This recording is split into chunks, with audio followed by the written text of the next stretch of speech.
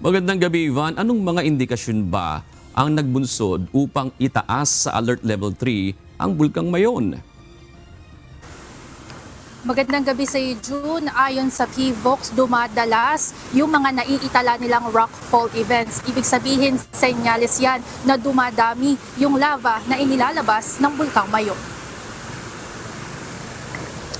Nananatili ang posibilidad na magkaroon ng explosive eruption ang Bulkang Mayon kasunod ng mga aktibidad na naiitala ng Philippine Institute of Volcanology and Seismology of PVOX itong mga nakaraang araw. Ayon sa ahensya, simula June 2024 ay nakikitaan na ng pamamaga ang bulkan. Kahapon, nakapagtala sa loob ng 24 na oras ng 85 rockfall events. Naoobserbahan na rin sa gabi ang incandescence o paggalaw o paglow ng mga batong inilalabas ng bulkan. Mayroon na ding pyroclastic density currents o PCD na siyang itinuturing na pinakamapanganib na uri ng volcanic hazard dahil sa magkakahalong apoy, abo at volcanic gases na dala nito. Bunsod nito, inaasahan ang posibilidad ng lava flow, minor explosive eruption at paglabas ng lava fountain. Kaya pinaghahandaan na rin ng PVOX ang worst case scenario ng Bulkang Mayon. Kung ganun po yung mangyayari, maaari po tayong magtaas ng alert level 4. Magkakaroon po tayo ng explosive eruption. Hopefully makikita po natin ito sa ating monitoring parameters, lalo na po yung pagtaas po ng sulfur dioxide na siya pong mga hulugan na meron pong mabilis na umaakit na magma.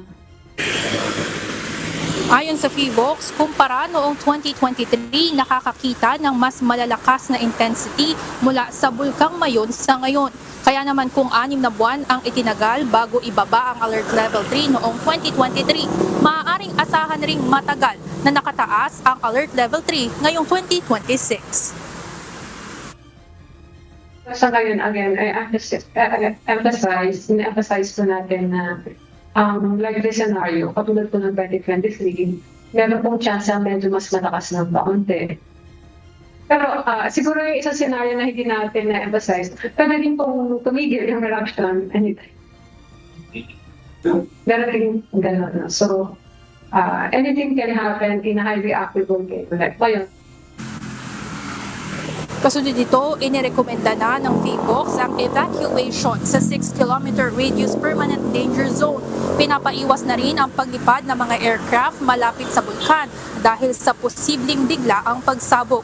Pinaalerto na rin ang mga komunidad dahil sa banta ng lahar flow kasunod ng mga nangyayaring pag-ulan sa bahagi ng Kabikulan.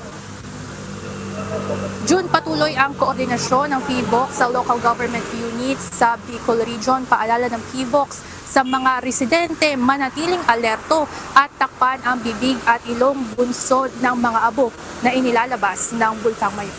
Yan muna ang update mula dito. Balik sa inyo dyan, Jude. Maraming salamat, Ivan Alvarez.